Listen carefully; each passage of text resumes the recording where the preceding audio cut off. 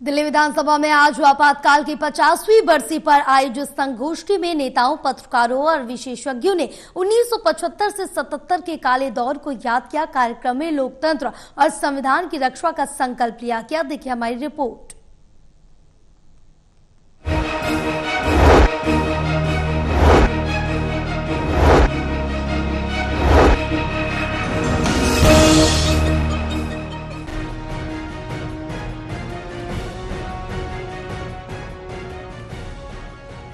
दिल्ली विधानसभा में आपातकाल की 50वीं बरसी पर आयोजित संगोष्ठी में नेताओं, पत्रकारों और विशेषज्ञों ने 1975 से 77 के काले दौर को याद किया। कार्यक्रम में केंद्रीय मंत्री डॉक्टर जितेंद्र सिंह ने आपातकाल को लोकतंत्र पर सबसे बड़ा हमला बताया। इस मौके पर आपातकाल एक्ट 50 पुस्तिका जारी की गई और डॉक्यूमेंट्री का प्रदर्शन हुआ। डॉक्टर जितेंद्र सिंह ने कहा कि तानाशाही सोच, अवसरवाद और वंशवाद ने आपातकाल थोपने का काम किया था। उन्होंने कहा कि हमें सतर्कता रहना चाहिए ताकि ऐसा अध्याय फिर कभी दोहराया न जाए। 50 साल इमरजेंसी को हुए और इस उपलक्ष्य को लेकर के ये कार्यक्रम आयोजित किया गया है। और सवाल ये पैदा होता है कि यदि इतने कष्ट झेलने पड़े, इतनी यातनाएं झेलनी पड़ी, जो व्यक्ति की प्रवृत्ति तो होती है कि जो बुरा वक्त गुजरा उसे भूल जाया जाए। अब वास्तविकता तो ये है कि सन 1975 और 1977 के बीच का जो कालखंड गुजरा है, उस समय का कोई भी ऐसा भारतवासी ना रहा होगा जिसके जीवन को किसी न किसी तरह से इमरजेंसी ने ना छुआ हो या जिसका जीवन अछूता रहा हो।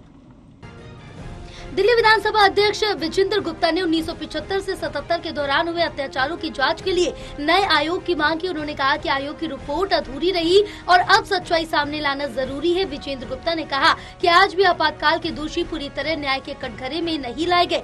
एक नया आयोग बने ताकि पूरे सच को देश के सामने लाया जा सके।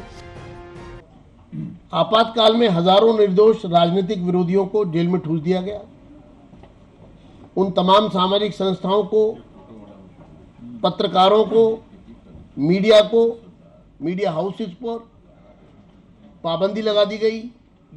हजारों भारतीयों को जान से हाथ धोना पड़ा। अफसोस यह है कि आपातकाल के दोषियों को आज तक सजा नहीं मिली है। क्या किसी को सजा मिली है? कार्यक्रम में दिल्ली विधानसभा के उपाध्यक्ष मोहन सिंह बिष्ट ने भी आपातकाल की याद दिलाते हुए कहा कि संविधान की रक्षा हम सबकी जिम्मेदारी है। वास्तव में 25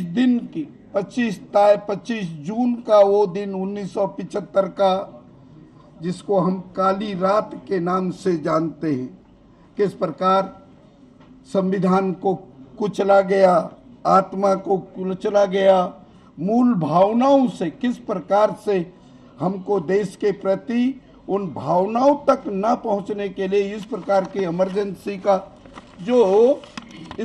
इमरजेंसी लगाई। वास्तव में आने वाली पीढ़ी को भी इन 50 वर्षों के अंदर भारतीय संविधान की को किस प्रकार से इस अंधकार दौर दोबारा से न आए, ना हम इसको क्षमा करेंगे, ना तो हम इसको भूलेंगे। मित्रों, ये भी सत्य है। फिलहाल कार्यक्रम का समापन संविधान की पवित्रता बनाए रखने और लोकतंत्र को मजबूत करने की शपथ के साथ हुआ। टोटल टीवी के लिए प्रणय शर्मा की रिपोर्ट।